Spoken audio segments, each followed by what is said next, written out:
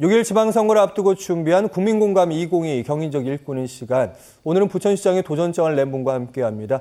조용익 더불어민주당 경선 후보 자리에 있습니다. 어서 오십시오. 네, 안녕하십니까. 4년 전 지방선거 경선에서 2위로 고배를 마셨고요. 재도전에 나섰습니다. 내가 왜 부천시장이 돼야 하는지 유권자 여러분께 설명을 좀 해주시죠. 네, 안녕하십니까. 더불어민주당 부천시장 예비후보 조용익 변호사입니다. 우리 부천은 제1기 중동 신도시 리모델링, 대장 신도시와 대장 산업단지, 대장 홍대선을 포함한 오정의 지하철 시대, 부천 종합운동장 역세권 종합개발과 원구도심 균형개발을 통한 스마트 도시 구현과 같은 부천의 미래를 새롭게 디자인해야 될 매우 중요한 대전환의 시기를 맞고 있습니다. 여기에 경인 전철과 경인 고속도로 지하 문제와 제1순환 고속도로의 이 정체 문제 등을 같은 대형 국책 산업을 해결해야 될 시기에 있습니다. 또한 부천의 인구 감소와 기업 이탈을 포함한 성장 저하 문제를 우리가 즉시 대응해야 될 그럴 때입니다. 특히 배드타운으로 전락하는 위기 속에서 우리의 소상공인과 자영업자를 보호하고 골목시장과 전통시장 등을 발전시킬 방안도 모색해야 합니다. 저는 오랜 기간 부천에서 활동하면서 정치, 경제, 사회 각 전문가와 교류하였습니다. 청와대 정무수석실에서 근무하면서 국가와 지방자치단체 그리고 정부의 각 기관과 협력하는 그러한 경험과 네트워크를 많이 경험하였습니다. 이제 이러한 경험을 바탕으로 노령 친화 도시와 배드타운화 되고 있는 이 부천을 탈피해서 청년과 중소기업에게 기회가 제공되고 시민과 사회적 약자에게 두터운 사회적 돌봄이 제공되는 그런 따뜻한 부천을 만들기 위해서 이번에 출마하게 되었습니다. 한 명의 선출직 공직자가 얼마나 그 도시를 발전시킬 수 있는지를 반드시 보여드리겠습니다. 네, 잘 들었습니다. 민주당의 그 후보 경선 3파전으로 치러지게 됩니다. 현역인 장덕천 시장, 그리고 한병환 후보, 그리고 조용익 후보까지 모두 세 분이 함께 하는데 다른 후보에 비해서 자신만의 강점이 있다면 좀 다른 후보에 대한 얘기도 좀 해주시고요. 예. 저랑 대화하시면 됩니다.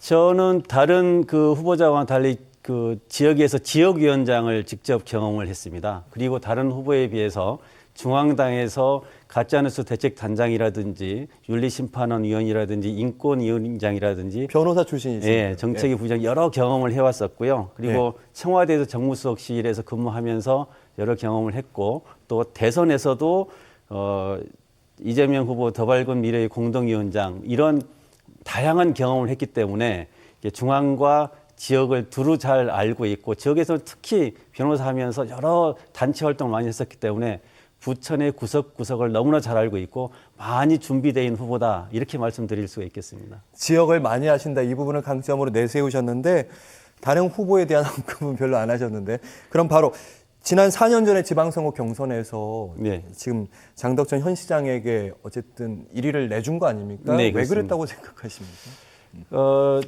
저희가 그 당시에는 여러 그 후보를 결정하는 과정에 있어서 제가 다른 후보들과 충분하게 잘 협력이 되지 못한 부분도 있고 어찌됐든 시민들이 봤을 때 충분히 제가 절실하게 부천을 많이 준비했다는 것을 보여주지 못한 점이 아쉬움이 있었던 것으로 보여집니다.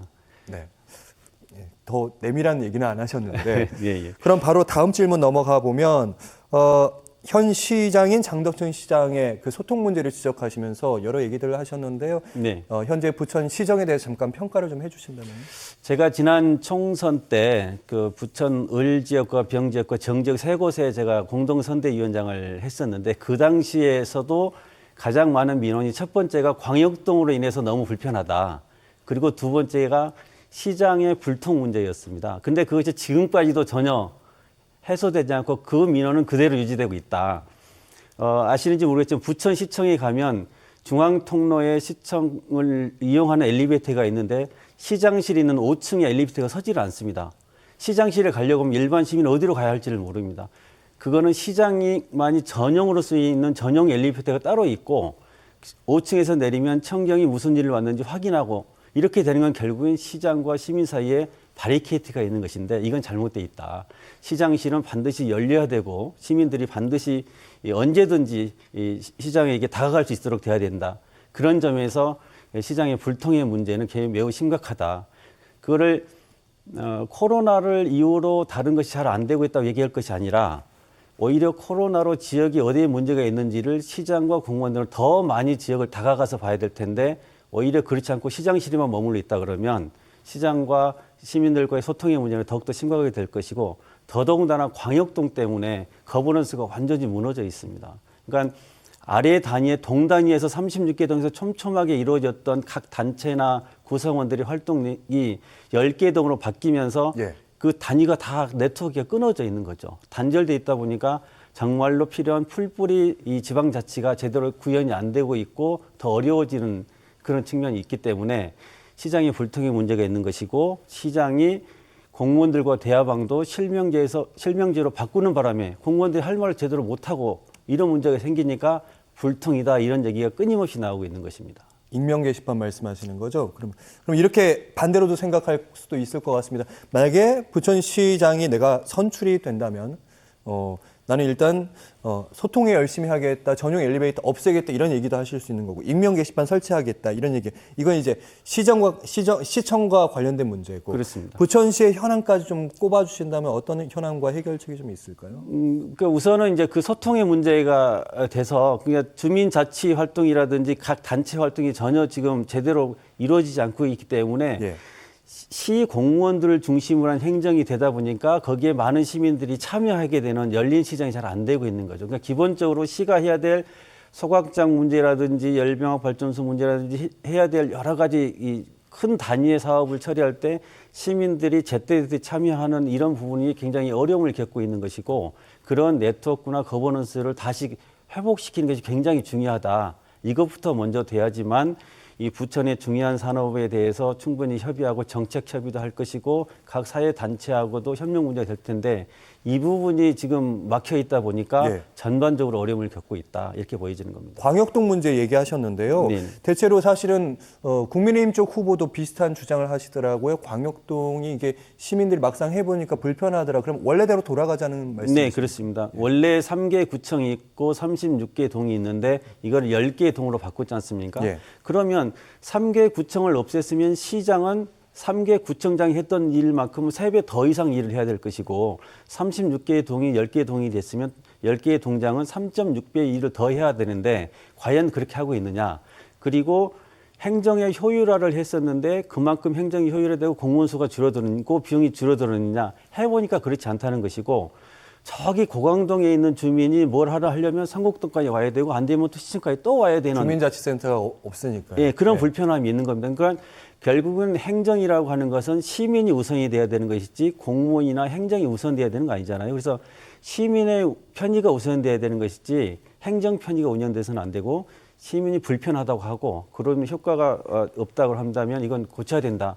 대한민국에서 유일하고 진행하고 있는 대동제, 이 광역동 문제는 저희가 봤을 때 실험에서 여러 가지 시행착오가 있다. 그래서 이거는 환원해야 된다. 이렇게 주장하고 있는 것입니다. 네. 그래서 지금 이 문제는 현 장덕정 시장 이외에 다른 시장 후보들이 공히 광역동 문제는 폐해가 크기 때문에 폐지해야 된다. 이렇게 얘기하고 저는 그걸 제1의 공약으로 지금 주장하고 있는 것입니다. 네. 다시 뛰는 부천 제1의 공약으로 말씀하셨는데요. 4대 핵심 공약도 발표하셨습니다. 나머지 3개도 좀 얘기를 해 주시죠. 예, 말씀대로 첫 번째 공약이 광역동을 폐지하자는 것이고요. 두 번째는 부천 시립의료원을 설립하겠다는 겁니다. 이번에 우리가 코로나 팬데믹을 경험하면서 공공의료가 얼마나 중요한 것이냐. 그리고 즉시 이 골든타임에 치료받을 수 있는 응급의료 시스템이 중요하다. 그래서 사실은 부천의 여러 시민사회에서 지금 공공병원을 설립하자는 운동이 지금 시작이 되었습니다. 그래서 우리 시민들이 그 제때 이런 그 의료 재난에 우리 부천 시민들이 대응할 수 있는 최적의 의료 시스템을 좀 먼저 갖춰야 될 것이고 그래서 시민의 보건 안정망을 빨리 구축을 해서 공공의 기능이 좀 확보가 돼서 예. 부천 시립의료원이 동네의원이나 보건소나 주민센터와 연계해서 생애 전주기 맞춤형 돌봄 서비스를 구현해야 될 것이다. 우리가 이 팬데믹을 겪으면서 연대와 협력을 통한 통합 돌봄이 얼마나 중요한지를 우리가 이번에 경험하게 됐습니다. 그래서 그런 측면에서 이런 시립의료원을 만들어서 이런 의료 사업을 진행하면서 디지털 헬스케어라든지 또 정밀 의료기기 산업이라든지 뭐 이런 것들과 연계해서 또 추가적인 산업을 또 확장해 나갈 수 있을 것으로 또 추진해 나가겠습니다. 네, 방금 4개 중에 광역동 얘기하셨고 시립의료원 얘기하셨고 나머지 또 2개는 365일 열린 시장실을 운영하겠다. 아까 말씀드린 아까와 대로 같은 맥을 같이 하고요. 그렇게 하고 또 새로운 패러다임을 통해서 15분의 생활권 도시를 구축하겠다. 우리 부천의 그 원시 소사 원시선이라든지 또 대장 홍대선이라든지 GTX BD와 같은 부천의 바야흐로 새로운 지하철 시대에 맞춰서 우리 부천시 전체의 지하철을 차질 없이 준비를 해서 부천시 전체를 지하철과 역세권을 혁신적으로 재설계해서 부천 시민이 15분 내에 부천시 전체를 두루 이렇게 활용할 수 있는 그런 디지털 스마트 도시를 만들겠다 이렇게 생각하고 있습니다. 네, 이번 질문은요. 제가 질문을 좀 짧게 드리겠습니다. 범죄 없는 안전도시 만들겠다. 네. 어떤 얘기일까요? 그러니까 시장은 시민의 생명과 재산과 안전을 지키는 게 가장 중요한 책무가 아니겠습니까? 그래서 보통은 이제 그 여성과 사회적 약자들의 안전한 골목길을 만드는 것이고 그렇다고 하면 그 사각지대 없는 CCTV를 확충을 하고 그 범죄 예방 환경 설계 이게 세프티헤드라는 것을 이용해서 그 언제든지 이 시민들이 그 심야에도 안전한 골목길을 가는데 특히 이 골목길 가로등에 360도 터치형 비상계를 설치를 하면 그거를 쉽게 볼 수가 있고 위급 상황에서 쉽게 그걸 터치를 해서 즉시 그걸 구조를 받을 수 있도록 지금은 이 가로등 같은데 한쪽 면만 살짝 보이도록 이렇게 돼 있는데 그거를 잘 모르는 분은 많고요. 네, 360도를 전체를 해두면 훨씬 더 눈에 띄기도 쉽고 그리고 즉시 보호할 수 있고 그 CCTV를 보다 좀 사각지대를 없게 확충할 필요가 있겠다 이렇게 생각하고 있습니다. 네, 공공 디자인도 말씀하셨고요. 자, 시간이 저희가 많지 않아서 한 1분 30초 정도 남았는데 다양한 공약들 말씀하셨습니다. 그중에 또 혹시 빠뜨린 공약이 있으시면 말씀하셔도 되고요. 네. 마저 또 유권자 여러분께 당부하고 싶은 말씀도 있으면 카메라를 보고 말씀해 주실까요? 네, 저희가 그 반려동물 그 진료비 자율 표시제라든지 그 반려동물 공원 내 그 배설물 설치통이라든지 이런 부분들이 꽤 우리 천만 국민들과 함께 많은 호응을 받고 있고요. 그래서 이런 여러 가지 소확행 공약들을 많이 냈습니다. 이런 소확행 공약들을 많이 좀 살펴봐 주시면 좋겠습니다. 저희 이 부천시가 매달 약 1,000여 명씩의 인구가 감소하고 있습니다.